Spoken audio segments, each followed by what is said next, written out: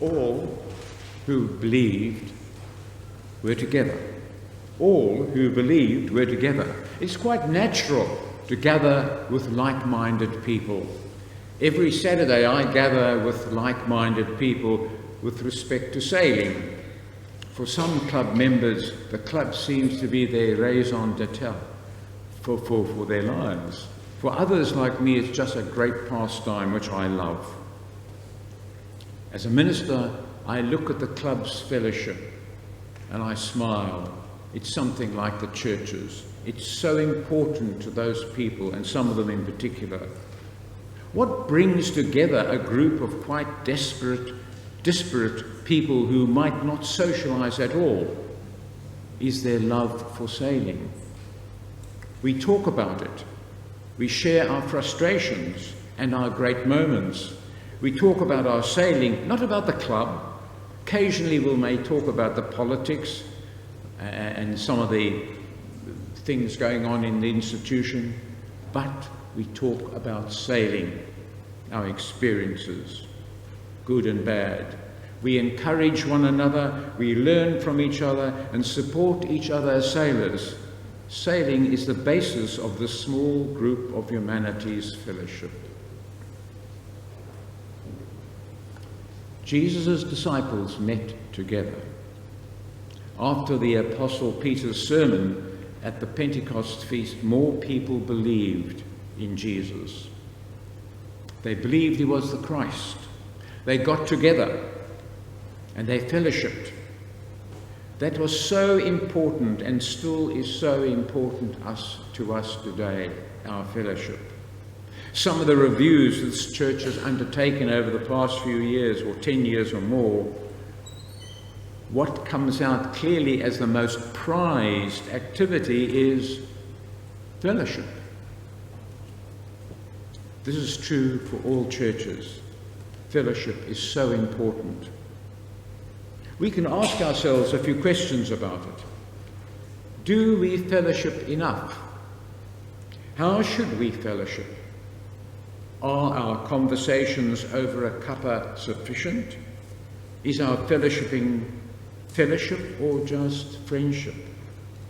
What can we learn from the first Christians and the church at large? Are there things to learn from the groups and clubs we belong to? As I said, my sailing club, we talk about sailing. Do we talk enough about God when we fellowship? Or do we talk about the business of the church? Are the things of God and our experience of God the essence of our fellowship? There are so many questions we could ask ourselves, but above all, our fellowship is essential to our existence as Christians. Luke tells us that the first Christians devoted themselves to the apostles' teaching, fellowship, and the breaking of bread and prayers. Their community was cemented by 4 things. They devoted themselves to the apostles' teaching and fellowship and shared a meal together, remembering the Last Supper, and they prayed. Teaching, fellowship, Holy Communion, and prayer form the 4 corners of the church's community.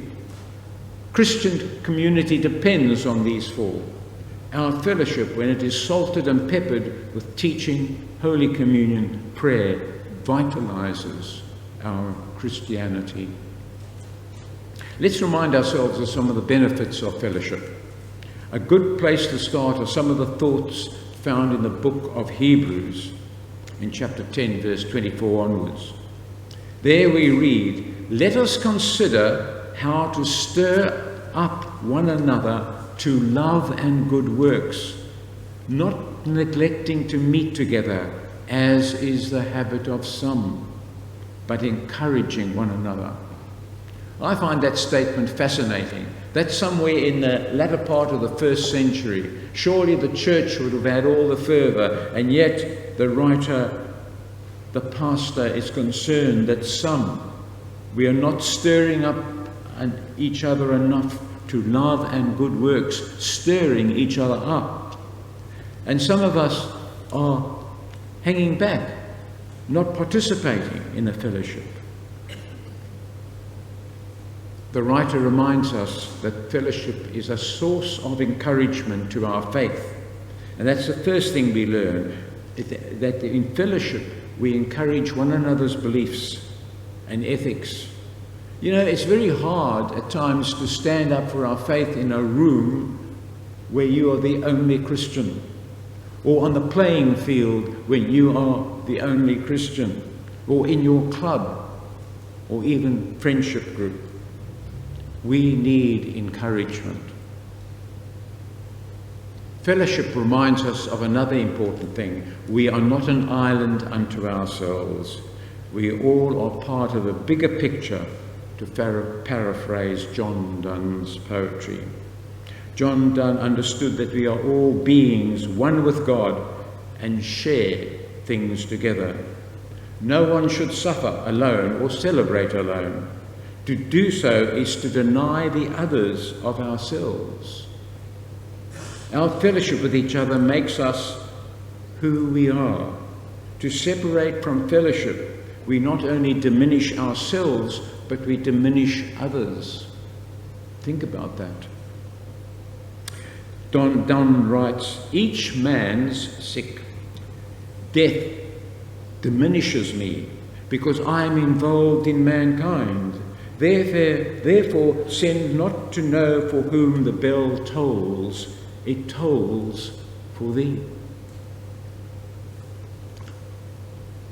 Donne's understanding that humans belong in community and are eternally connected is correct, regardless of our beliefs.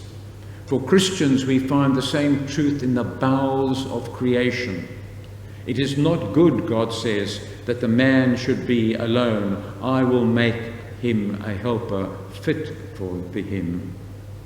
There's a great truth here for our fellowship when we acknowledge that my joy is your joy, your pain is my pain.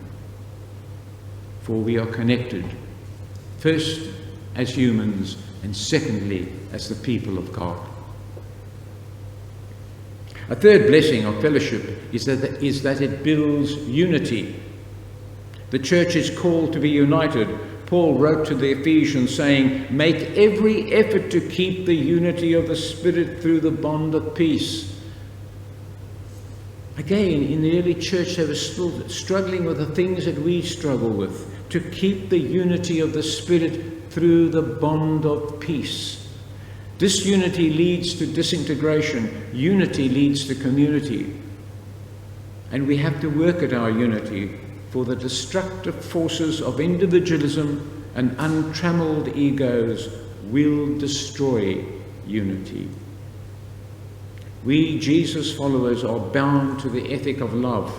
Love, Christ-like, selfless, sacrificial love, transcends our differences, absorbs the barbs and warts of our personalities, and through forgiveness and humility we find each other. Let us recognize that holding on to the hurts and differences not only undermines our unity, the unity of God's community, but our humanity, for we humans are created to be in community. And that is where we find true humanity, in our love for each other. Some of our differences rest upon careless thinking and speaking. These thoughts get stuck in our minds and we lose perspective. There's the tale of two Irish labourers who were new to the traffic lights, and their experience illustrates how people can get stuck with a prejudice or a preconception. Having watched the transient amber light and the more enduring green light, the one said to the other, they don't allow much time for the Protestants to get across the road, do they? Our prejudices, our petty differences, our egos do get in the way. Our unity gives us strength. Our unity will help us prosper.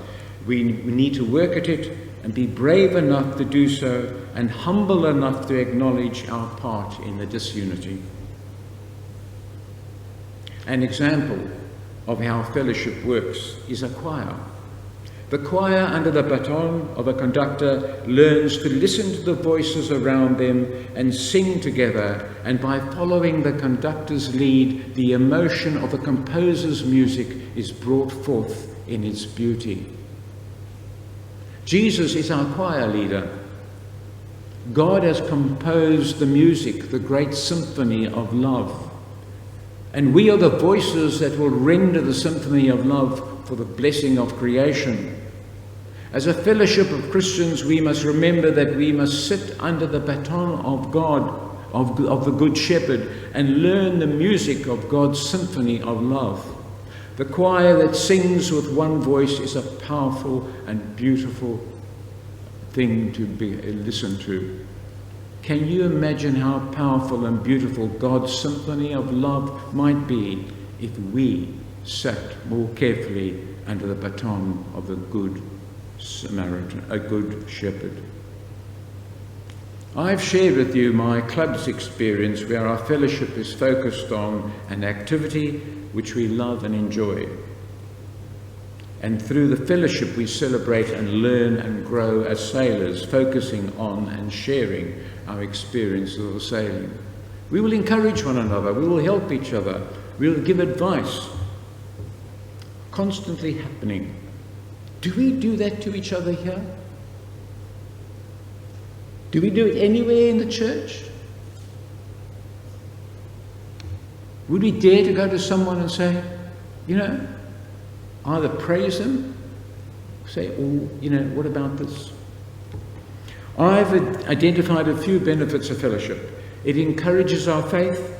It reminds us that we are not islands unto ourselves. It unites us and makes us stronger and helps us grow in our faith. One of the precious truths of the Christian fellowship is the statement of Jesus that he is present with us. Matthew records it and says, Jesus says, "For where 2 or 3 are gathered in my name, there am I in their midst." Think of it, friends. Right now, Jesus is with us. I would encourage us all to work at our fellowship together. It's not always easy, but in so doing, we will honour God and each other.